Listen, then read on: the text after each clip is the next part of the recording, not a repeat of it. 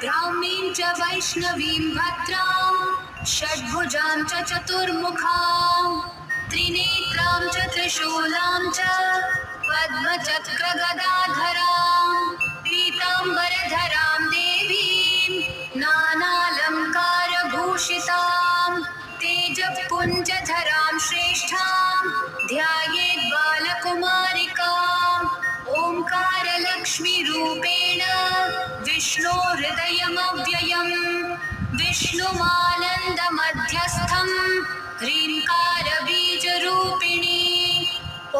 क्लीं अमृतानन्दभद्रे सत्य आनन्ददायिनी